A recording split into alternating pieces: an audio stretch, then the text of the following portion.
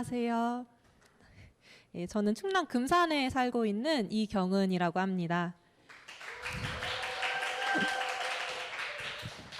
예, 저는 서울에서 태어나서 성인이 될 때까지 서울을 거의 벗어나지 않고 살아왔어요. 그러다가 22살 때 경상북도에 있는 한 생태 공동체에서 지내면서 농촌에서 살고 싶다는 생각을 하게 되었습니다. 그래서 대학을 졸업하고 28살 때 전남 강진으로 가서 직장 생활을 한 2년 1개월 정도 했고요. 다시 서울에 돌아와서 대학원을 졸업하고 이번에는 충남 금산으로 가서 지금 1년 반 정도 살고 있습니다. 띄엄띄엄이긴 하지만 합해서 6년이 넘는 시간 동안 농촌에서 살아온 셈입니다. 오늘은 저에게 농촌이 어떤 공간인지에 대해서 이야기하면서 이 제목에 대한 대답을 해보려고 합니다. 미리 말씀드리자면은 yes or no로 이야기하긴 좀 어려울 것 같아요. 근데 여러분은 yes or no가 궁금하시죠? 그래서 제가 저와 가장 가까운 청년 여성에게 농촌이 청년 여성에게 대안적 공간이 될 수 있나요? 이렇게 물어보았습니다. 누가 저와 가장 가까운 청년 여성일까요? 네, 저입니다. 제가 그래도 6년 넘게 농촌에 살았으니까 물어볼 만하죠. 저한테 물어봤더니 대답하기가 좀 어려워요. 일단 지금은 제가 농촌에 살고 있으니까 예스라고 할 수 있을 것 같지만 사실 언제까지 여기 살 수 있을지 좀 자신이 없는 거는 맞거든요. 제가 이 삶을 지속할 수 있기 위해서는 좀 이루어져야 할 것들이 있을 것 같습니다. 그게 어떤 것들인지 이제부터 이야기를 해보려고 합니다. 그 전에 먼저 대안적 공간이 무엇인지부터 이야기를 해야 될 것 같은데요. 대안적 공간이 있다는 건 원안적인 공간도 있다는 거잖아요. 원안적인 공간은 지금 여러분들이 살고 계시는 공간이 되겠죠. 아마 90% 이상의 분들이 도시에 살고 계실 것입니다. 한국 인구의 91.8%가 도시에서 살아가고 있거든요. 청년층으로 가면 이 비율은 더 높아지고요. 청년 여성에게는 더더욱 높아집니다. 이 정도면 도시에서 살아가는 걸 원안적인 삶이라고 할 만하죠. 그렇다면 대안적 공간이라는 것은 대부분의 사람들이 선택하지 않는 공간이 됩니다. 왜 선택하지 않을까요? 도시가 더 살기 나으니까요. 90%의 사람들이 보기에 도시가 더 좋습니다. 그 이유야 여러분들도 잘 알고 계시겠죠. 인프라, 문화, 일자리, 커뮤니티 여러 가지 면에서 도시가 농촌보다 훨씬 더 잘 갖추어져 있습니다. 농촌이 이렇게 열악한 환경이 된 것은 사실 대규모의 탈농을 유도해온 정부의 농업 정책의 영향도 있습니다. 그 우루과이 라운드 등을 통해서 농업 생산물이 개방되면서 소농 위주의 한국 농업이 경쟁력이 없다고 판단한 정부는 대규모의 인농을 유도하면서 농업을 규모화하고 전업화하려고 했습니다. 사람들이 농촌을 많이 떠날수록 도시는 노동자를 확보하고 농촌은 농업이 규모화되면서 생산성은 더욱 높아질 것이다. 이렇게 생각을 했기 때문에 농촌의 인구가 절반 이하로 줄어들면서도 이것이 문제시되지 않았습니다. 인구 문제다라고 하면은 이건 도시의 문제였지 농촌의 문제가 아니었으니까요. 그러다 지방 소멸이 도시를 위협한다는 주장이 제기되면서 농촌의 인구는 문제로 떠올랐습니다. 농촌의 저출생이 도시 유입 인구의 감소로 이어지면서 연쇄적인 붕괴가 일어날 것이라는 주장이 힘을 얻었는데요. 이러면서 농촌이 특히 청년에게 매력적인 공간이 되어야 한다는 주장이 또 등장하기 시작했습니다. 그리고 농촌에 대한 담론도 변화하기 시작했습니다. 이 변화한 담론은 청년에게도 영향을 미치게 됩니다. 사실 그동안 모든 인프라가 도시에, 특히 서울에 집중되어 있었기 때문에 청년들은 너무 사람이 많고 어딜 가든 사람에 치이고 또 집값도 비싼 그런 곳에서 살아가고 있었기 때문입니다. 콩나물 시루 같은 지하철에 실려서 사람들에 떠밀려 가면서 정말 여기밖에 살 곳이 없는 걸까? 이런 생각을 하던 청년들에게 농촌은 대안으로 떠오르게 됩니다. 그래서 농촌에 살면 무엇이 달라질까요? 우선 주거 환경은 농촌이 조금 더 낫습니다. 집값이 싸니까 같은 가격으로 구할 수 있는 집의 퀄리티가 조금 높은 거죠. 하지만 단순히 집값이 이유라면 농촌까지 올 필요는 없습니다. 경기도나 중소도시라는 선택지도 있으니까요. 농촌의 가장 큰 특징은 사회가 좁다는 것입니다. 헬스장에서 내가 가는 미용실 사장님을 마주치고 또 자주 가는 카페 사장님을 슈퍼에서 마주치고 이런 일도 흔하지만 그보다도 농촌에서 지내게 되면 훨씬 촘촘하게 구성된 관계망을 마주치게 됩니다. 지역 사람과 외지인이 철저하게 구분될 수밖에 없는 이유는 지역 사람들끼리는 다 서로 알 수 있기 때문입니다. 몇 개 되지 않는 초중 고등학교 인맥을 뒤져보면 누가 누구네 집 자식이고 무엇을 하는지 평판은 어떤지 금방 알 수 있습니다. 회사에서 사람을 뽑으려고 해도 한 다리만 건너면 아는 사람이 지원을 하게 되어 있고요. 예를 들어 이사를 가려고 해도 집주인이 지역 사람이면 주변에 누군가는 그 사람을 알고 있습니다. 이렇게 촘촘한 관계망이 저는 농촌에서의 청년의 삶을 가능하게도 하고 불가능하게도 하는 가장 큰 특징이라고 생각합니다. 먼저 불가능하게 하는 이유는 쉽게 상상하실 수 있을 것입니다.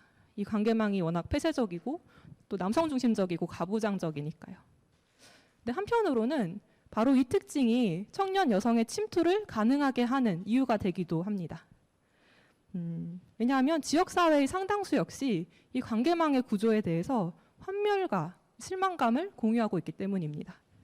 특히 제가 지역에서 만난 청년들 그리고 여성들은 변화가 필요하다라고 이야기하지만 변화하려고는 하지 않는 이 농촌 사회의 구조에 대해서 굉장히 실망과 함께 무기력의 정서가 팽배했습니다.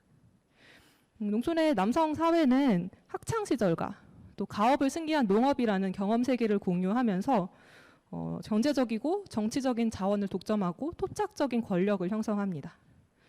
그리고 이 촘촘한 관계망으로 인해 농촌에 사는 대부분의 사람들이 이것을 쉽게 목격할 수 있게 됩니다. 아주 표면적인 형상으로 드러나게 되는 거죠. 이러한 일상적인 목격이 사회적으로 체념과 무기력의 정서를 형성합니다. 저는 청년 여성이 침투할 수 있는 곳은 이 남성 중심적인 농촌의 중심 세력이 아니라 관계망의 외곽이라고 생각합니다. 이곳에는 대안이 절실하게 필요하기 때문입니다. 하지만 개인이 침투한다고 해서 농촌사회에 대안을 제시할 수는 없습니다. 집단을 구성하고 새로운 레이어, 층위를 구성할 필요가 있습니다. 이때 이 레이어는 중심사회와 동떨어진 것이 아니라 연결되어 있어야 하고 또 중심사회에서 필요로 하는 역할을 수행할 수 있어야 합니다. 처음에 농촌으로 이주한 청년들은 이 레이어를 중심사회에 좀 독립적으로 구성을 했습니다. 원주민들과의 만남을 최소화하고 자연을 가까이 하고 문화활동을 활발히 하는 그런 커뮤니티들을 구성했는데요. 이런 커뮤니티들은 지역에서 자원을 확보하지 못했기 때문에 지속되기가 어려웠습니다. 시간이 지나면서 청년들과 지역사회는 만날 필요성을 느끼게 됩니다. 정책의 결과로 살기 어려운 곳이 된 농촌에서 청년이 살아남기 위해서는 역설적이게도 정책을 활용할 수밖에 없습니다. 다행인지 불행인지 정책은 하나의 기조로만 흐르는 것이 아니어서 소외되고 착취된 공간인 농촌에서 또 그에 대한 반작용으로 다양한 지원 사업이 이루어지기도 합니다. 이런 지원 사업은 농촌의 권력을 가진 사람들을 향하기도 하지만 또 그거에 대한 반성도 일어나고 새로운 주체를 찾는 그런 움직임도 있습니다. 그리고 이것이 농촌의 청년이 비집고 들어갈 틈새를 만들어내기도 합니다. 제가 살고 있는 지역에서는 예를 들어서 대안학교를 졸업한 청년들이 커뮤니티를 형성하고 있습니다.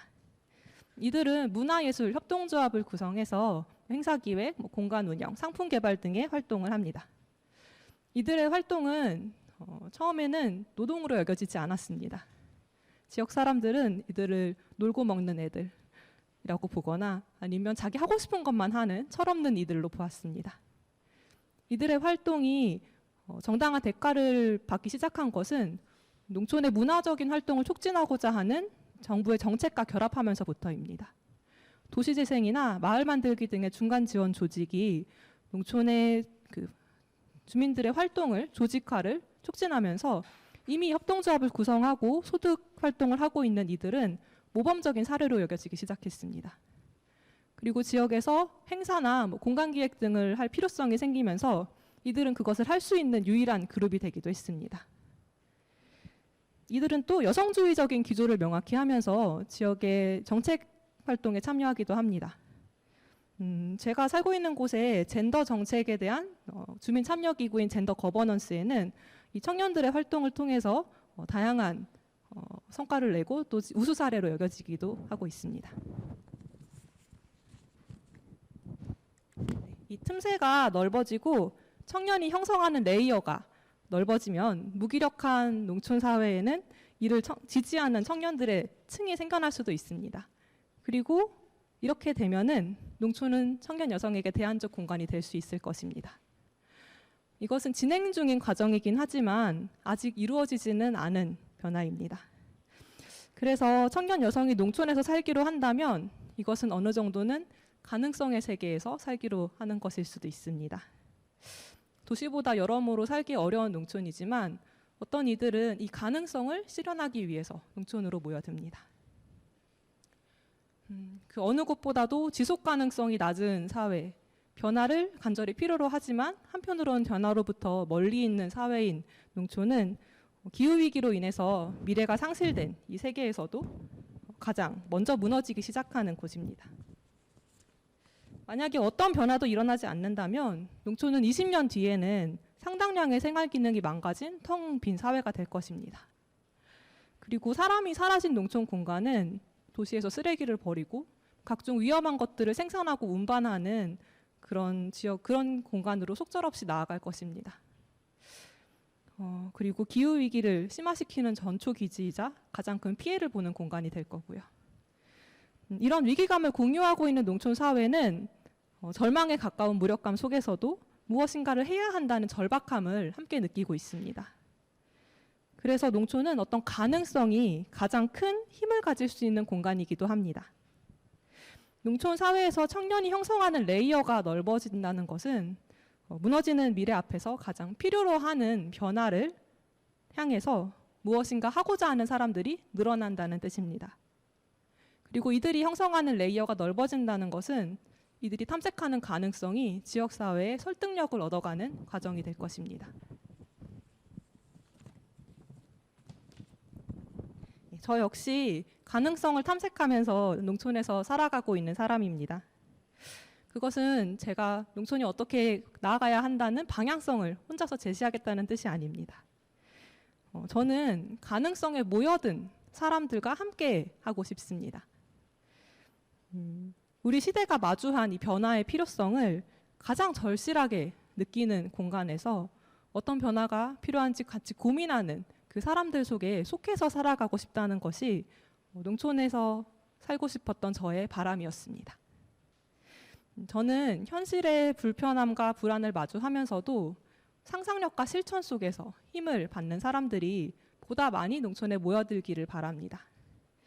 그렇게 가능성을 찾는 사람들이 모여들면 농촌에서 청년 여성이 구성하는 레이어는 두터워질 수 있을 것입니다. 그렇게 레이어가 형성되고 또 지역사회와 관계망이 형성된다면 가능성의 세계는 현실과 더욱 가까워질 수 있을 것입니다. 네, 여기까지 이야기하겠습니다. 감사합니다.